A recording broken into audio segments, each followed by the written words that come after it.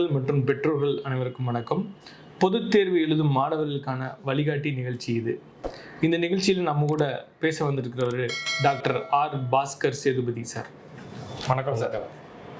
மாணவர்கள் பொதுத் தேர்வு எழுதும் காலங்களில் பெற்றோர்கள் எப்படி அவங்கள்ட்ட அணுகணும், அதாவது அந்த இதுதான் நம்ம பார்க்க போகிறோம். அதாவது எப்படி அணுகணுங்கிறது நான் எதை சொல்ல வரேன் அப்படின்னு பார்த்தீங்கன்னா, காலையில் எழுந்திரிச்சோடனே அவனை சீக்கிரமாக எழுப்பி விட்றது, வேகமாக எழுப்பி விட்றது, ப்ளஸ் அவனை திட்டுறது, அவங்க மாணவர்களை திட்டுறது, பெற்றோர்கள் மாணவர்கள் முன்னாடி சண்டை போட்டுக்கிறது, இது எல்லாமே மாணவர்கள் தேர்வு படிச்சுட்டு இருக்கிற டைமில் அவங்களுக்கு ஒரு மன உளைச்சலை ஏற்படுத்தக்கூடிய ஒரு விஷயம். இந்த மாதிரி விஷயங்கள் இருக்கும்போது அவங்க தேர்வு சரியாக எழுதுவாங்களா அப்படிங்கிறது டவுட்டு. சரியாக எழுதுவாங்களா எழுத மாட்டாங்கன்னு தெரியாது. அப்படி இருக்கிற இந்த பொது தேர்வு காலகட்டத்தில் பெற்றோர்கள் எப்படி மாணவர்களை, அவங்க பிள்ளைங்களை அணுகணும்? பெற்றோர்களுக்கான அப்ரோச் நீங்கள் கேட்குறீங்க. பெற்றோர்கள் ஒரு யூனிஃபார்மாக இப்படி தான் அப்படின்னு சொல்ல முடியாது. ஒவ்வொருத்தருக்கும் ஒரு சூழ்நிலை அமையும். ஆனால் பெற்றோர்களை பொறுத்த மட்டுக்கும் அதிகமாக கவலைப்படுறவங்க தான் அதிகமாக இருக்காங்க. ஏன்னா அவங்களுக்கு அந்த பொறுப்பு இருக்குது.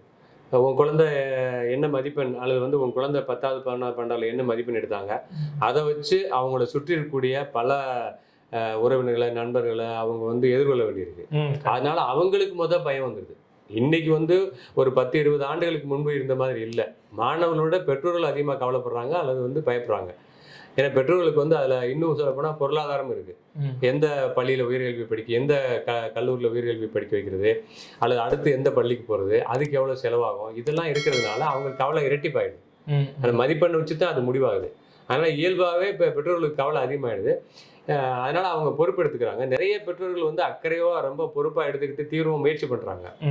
அதில் கொஞ்சம் அதிகப்படியாக போய் பிரச்சனைகள் வர்றதுக்கு வாய்ப்பு இருக்குது. அவங்க எதிர்மறையான ஒரு மனநிலைக்கு ஆளாகிறதுக்கும் வாய்ப்பு இருக்கு. சில பெற்றோர்கள் நீங்க சொன்ன மாதிரி சில பெற்றோர்கள் அந்த மாணவர்களுக்கு ஒரு கண்டிசிவ் அட்மாஸ்பியர், அதாவது அவர் நல்லா தயாரிக்கிறதுக்கு, படிக்கிறதுக்கு ஏற்ற சூழ்நிலையை உருவாக்காம அவங்களே டெட்ரிமெண்டலா, அவங்களே கெடுதலா இருக்கிறதுக்கான வாய்ப்பு சில பேர் இருக்காங்க. நீங்க சொல்ற மாதிரி சில பேர் எப்ப பார்த்தாலும் அவங்க வீட்டுகளில் பெற்றோருன்னு இல்லை, அவங்களுடைய வேற உறவினர்களோ யாரா இருந்தா கூட, பெற்ற தாத்தாவோ பாட்டியோ அல்லது வேற யாராவது உறவினர்கள் இருந்தா கூட, இல்லை மூத்த அக்கா அண்ணன் இருந்தா கூட, அவங்க டிவியில் எப்போ பார்த்தாலும் ஏதாவது வேற ஒரு டிவி நிகழ்ச்சியவோ அல்லது வேற ஏதோ விஷயத்தில் ஈடுபாடு காட்டிக்கிட்டோ, அல்லது நிறைய பேர் ஒன்றா உட்காந்து அந்த பேசுறது, புரணி பேசுறதுன்னு சொல்லுவாங்களா, அது மாதிரி ஏதாவது ஒரு விஷயங்களை பேசிகிட்டே இருக்காங்க அப்படின்னா, அது அந்த மாணவனுடைய தேர்வு தயார் பண்ணுறதுக்கு கண்டிப்பாக தடுதலாக இருக்கும். அதுலேருந்து அவங்க சூழ்நிலை உருவாக்கணும். அந்த வீட்டில் இருக்கக்கூடியவங்க அவங்க இந்த படிக்கிற காலகட்டத்தில் அவங்க அதிகமாக ஒரு மாணவன் அதிக நேரம் படிக்கிறதுக்கும் அதிகமாக உழைக்கிறதுக்கும் ஒரு சூழ்நிலை உருவாக்கி தரணும். அது ஒரு அப்ரோச்சு. அப்புறம் ரொம்ப கவலைப்பட தேவையில்லை, ரொம்ப போட்டு மண்டையை உடைக்க தேவையில்லை. பெற்றோர்கள் அவங்களுக்கு ஒரு சூழ்நிலையை உருவாக்கி கொடுத்துட்டு அவங்க அதிக நேரம் படிக்கிறதுக்கும் அதிகமாக உழைக்கிறதுக்கும் அவங்க தன்னை தயார்படுத்திக்கிறதுக்கும் அவங்களுக்கு உணவு, அவங்களுக்கான அந்த சவுண்டு, அதாவது சுற்றி அவங்களுக்கு என்ன மாதிரியான சத்தம் கேட்குது, அல்லது என்ன மாதிரியான ஒரு சிச்சுவேஷன் இருக்குது, இதெல்லாம் அவங்க கிரியேட் பண்ணி தரலாம். இதுதான் முக்கியமாக அவங்க கவனிக்க வேண்டியிருக்கு. கன்ஸ்ட்ரக்டிவாக அல்லது பாசிட்டிவாக அப்ரோச் பண்ணோம் அப்படின்னா, அவங்க ஹெல்த்தியாக இருக்காங்களாங்கிறத கண்டிப்பாக பெற்றோர் பார்க்கணும். அவங்க ஹெல்த்தியாக இருக்காங்களா, உடல் ரீதியாக ஃபிட்டாக இருக்காங்களா, அப்புறம் மன ரீதியாக ஃபிட்டாக இருக்காங்களா, அல்லது மன ரீதியாக அவங்க ஒரு கொண்டாட்டமாக இல்லாட்ட கூட ரொம்ப வேதனையாக கவலையாக வேறு எதிர்மறையான மனநிலையில் பரீட்சைக்கு தயாராகாமல் பார்த்துக்கணும். இதுக்கு என்ன கொஞ்சம் மெனக்கிட்ட தான் பண்ணணும். அவங்க கவலைப்பட்டால் மட்டும் போதாது. பெற்றோர்கள் கவலைப்பட்டாலோ அல்லது வேதனைப்பட்டாலோ பிரச்சனை இல்லை. பெற்றோர்கள் உற்சாகமாக இருக்கணும். அதுக்கு நிறைய விஷயங்கள் அவங்க தெரிஞ்சுக்கணும்.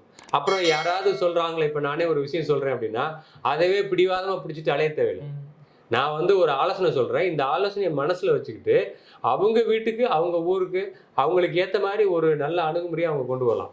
சொல்ல வர்றது என்னன்னா, கவலைப்படாதீங்க, நீங்கள் வேதனைப்படாதீங்க. நீங்கள் நிறைய மாணவர்களை நான் பார்த்துருக்கோம், பெற்றோர் கவலைப்படுறாங்க அல்லது பெற்றோர் வேதனை ஆகிறாங்கனால இவங்க சேர்ந்து கவலையாடுவாங்க. நம்மளால தான் பெற்றோர் கவலையாகிறாங்க, நம்மளால இவ்வளோ வேதனைப்படுறாங்களே, நம்மளுக்கு சரியாக படிக்க வரலையே, நமக்கு அதிக மதிப்பெண் எடுக்க முடியலையேன்னு அவங்க ஆகிட போகிறாங்க. நீங்கள் என்ன ஒன்றால் ஒன்று விஷயம் நல்ல ஒரு ஆலோசனை நல்லா மனசில் வச்சுக்கோங்க. அதிகபட்சம் முயற்சி எடுக்க சொல்லுங்கள், உற்சாகமான முயற்சி எடுக்க சொல்லுங்கள், கொஞ்சம் ஜாலியாக முயற்சி எடுக்க சொல்லுங்கள். வர்ற மதிப்பெண் வரட்டும், எது வந்தாலும் 2 பேரும் மகிழ்ச்சியாக எடுத்துக்கிற போகிறோம் அப்படின்னா எதுக்கு கவலை பண்ணோம்?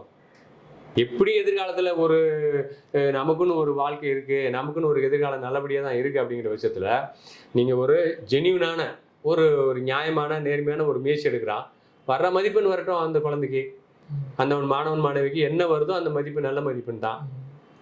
இப்பவே அதை பத்தி எது கவலைப்படணும், வந்த பிறகு பார்த்துக்கலாம். அதனால கவலைப்படுறதை விட்டுட்டு அந்த மாணவனோ மாணவியோ நல்லா தயாராகிறதுக்கு, அந்த பொதுத் தேர்வை நல்லபடியாக அணுகிறதுக்கு அங்கே ஒரு சூழலை இவங்க உருவாக்குனா போதும். நீங்க கவலைப்படுறீங்க தெரிஞ்சு அவங்களுக்கு அது கிரியேட்டிவ் கவலையாயிடும். பெற்றோர் கவலைப்பட தேவையில்லை, பொறுப்பெடுத்துக்கிறது சரிதான். அவங்க உடல் ரீதியா மன ரீதியா ஃபிட்டா இருக்காங்களா, அதை தினந்தோறும் கவனிக்கணும், அன்றாடம் அப்பப்ப கவனிக்கணும். அதாவது பொதுத் தேர்வு எழுதும் காலங்கள்ல வந்து மாணவர்களை திட்டலாமா? இல்ல, திட்ட வேண்டிய அவசியம் இல்லை. எதுக்கு திட்டணும்? நினைக்கிறீங்க ஏதோ தப்பு பண்ணிட்டான், இல்ல தப்பு பண்ணிட்டேன் அப்படின்னா அந்த தப்புல இருந்து மீண்டு வர்றதுக்கு உதவி பண்ணுவீங்களா? திட்டுறது மூலமா அந்த தப்பு இரட்டிப்பாகவோ, இப்ப திட்டுறது மூலமா அந்த அவனுக்கு ஏற்கனவே அவனுக்கு அந்த கவலையோ, அந்த மாணவருக்கான கவலை, கோபம் அல்லது எரிச்சல் அதிகம் தானே ஆகும். இப்போ நீங்க சொல்லப்பட்டு எடுத்துக்கலாம், அவர் வந்து ஒரு தேர்வு எழுத போகும்போது கொஞ்சம் லேட்டாக போயிட்டாங்க, அல்லது தேர்வு எழுதுறதுக்கு வந்து தயார் பண்ணும்போது அதிக நேரம் படிக்க மாட்டேங்கிறாங்க, அல்லது காலையில் அதிகாலையில் எந்திரிக்க மாட்டேங்கிறாங்க. இது மாதிரி ஏதோ ஒரு விஷயத்த சொல்றீங்க தப்புன்னு, அல்லது வந்து அவங்க பயிற்சி எடுத்துக்கிறல.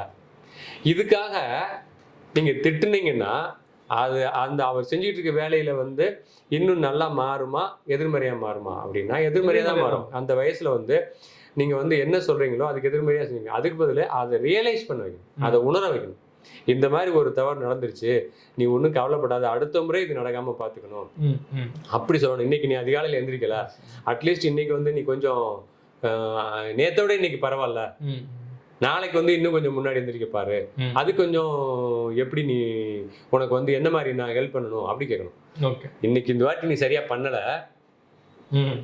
ஏதோ ஒரு சின்ன தவறு நடந்துருச்சுன்னா அடுத்த முறை இது சரியா பண்றதுக்கு நான் உனக்கு என்ன பண்ணணும், உனக்கு என்ன மாதிரியான சப்போர்ட் நாங்க பண்ணணும், அப்படி அணுகலாம்.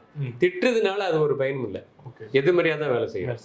இப்போ வந்து பொதுத் தேர்வு காலகட்டங்களில் வந்து பெற்றோர்கள் வந்து சண்டை போட்டுக்கிறாங்க, அது மாணவர்கள மன உளைச்சலுக்கு ஏற்படுத்துமா? கண்டிப்பா. அதாவது பெற்றோர்கள் இல்லை, அங்க இருக்க சூழலே பாத்தீங்கன்னா அவங்க ஏதாவது ஒரு விஷயத்த பேசுறாங்க, சண்டைன்னு அவசியம் இல்லை, அவங்க யாராவது ஒரு இன்னொருத்தரை பத்தி புரணி பேசுறாங்கன்னு வச்சுங்களேன், தாறுமாறா ஏதாவது ஒரு விஷயத்தை பேசுறாங்க, அல்லது அரசியல் பேசிக்கிறாங்க, அல்லது வந்து சமூகத்தை பத்தி பேசுறாங்க, டிவி நிகழ்ச்சியை பத்தி விவாதம் பண்ணிக்கிறாங்க, ஏதாவது ஒரு விஷயத்த படிப்பு தொடர்பு இல்லாத பிற விஷயங்களை பத்தி ஏராளமா பேசிக்கிறாங்க அப்படின்னா கண்டிப்பா அந்த சொற்களோ அந்த சூழ்நிலையும் அவங்க பாதிப்பை தான் உண்டாக்கும், அவங்களுக்கு வந்து தயாரிக்கிறதுல வந்து இடைஞ்சலை உண்டாக்கும். அங்க சூழ்நிலை வந்து அமைதியா தான் இருக்கணும். இவங்களும் வேற ஏதாவது பாடம் தொடர்பு இல்லாட்ட கூட வேற ஏதாவது ஒரு விஷயத்தை எடுத்து இவங்க எழுதலாம், படிக்கலாம், குறிப்பு எடுக்கலாம், இவங்க சமையல் பண்ணலாம், இவங்க அந்த மாணவனுக்கும் அந்த மாணவருக்கு படிப்பதற்கு ஏற்ற சூழலை உருவாக்கணும். அவங்க சில பேர் சண்டை போட்டுப்பாங்க, இது கொடுமையானது. அவங்க சண்டை போட்டுட்டு அவங்க மனநிலையில கடும் பாதிப்புக்கு ஆளாவாங்க. இப்படி சண்டை போட்டுட்டே இருந்தா அவங்க சண்டை போடுறதுன்னா உணர்ச்சிகரமான ஒரு விஷயம், எதிர்மறையான ஒரு விஷயம். பெற்றோர்களே இப்படி சண்டை போட்டுக்கிறாங்க, அல்லது குடும்பத்தில் உறுப்பினர்களே சண்டை போட்டுக்கிறாங்க அப்படின்னா அது கண்டிப்பா எதிர்மறையான இதை உருவாக்கும். தயவு செய்து இந்த பெற்றோர்களோ உறவினர்களோ வந்து அந்த நேரத்துல அவங்க படிச்சுக்கிட்டு இருக்காங்க தெரிஞ்சதுன்னா உங்க சண்டைகளை ஒதுக்கி வச்சிருங்க. எல்லாம் வந்து பொது தேர்வுலாம் முடிஞ்ச பிறகு நீங்க மே மாசம் நல்லா சண்டை போட்டுக்கோங்க, ஏதாவது ஒண்ணு பண்ணிக்கங்க. ஏன்னா அப்ப அந்த மாணவர் ஃப்ரீயா இருப்பாங்க, உங்களோட ஜாயின் பண்ணிப்பாங்க. சரிங்களா? இப்ப விட்டுருங்க, இப்ப அமைதியா படிக்க விடுங்க, வேற விஷயங்களும் பேச வேண்டாம். வேற பொதுவான ஏதாவது படிப்பு தொடர்பு இல்லாத விஷயங்கள் அமைதியா விட்டுட்டு நீங்க ஏதாவது எழுதலாம், படிக்கலாம், அல்லது சும்மா உட்காந்துருக்கலாம், ஏதாவது ஒண்ணு பண்ணலாம், உருப்படியா ஏதாவது ஒண்ணு பேசலாம். ஏதாவது அந்த மாணவருக்கு வந்து ஒரு டீ போட்டு தரலாம், காஃபி போட்டு தரலாம், வெந்நி வச்சு கொடுக்கலாம், அவங்களுக்கு ஏதாவது உணவு தயார் பண்ணி தரலாம், சத்துணவு தயார் பண்ணி தரலாம், ஏதாவது ஒண்ணு பண்ணலாம், இல்லை சும்மா இருக்கலாம். சண்டை போட்டுக்கிற வேணா தாறுமாறான அதாவது ஒரு படிப்புக்கு இடைஞ்சல் தரக்கூடிய எடுக்கக்கூடிய விஷயங்களை பேச வேண்டாம். இதுதான் நம்மளுடைய ஆலோசனை பெற்றோர்களை பொறுத்த மட்டும். அப்பதான் அது பாசிட்டிவா அமையும்.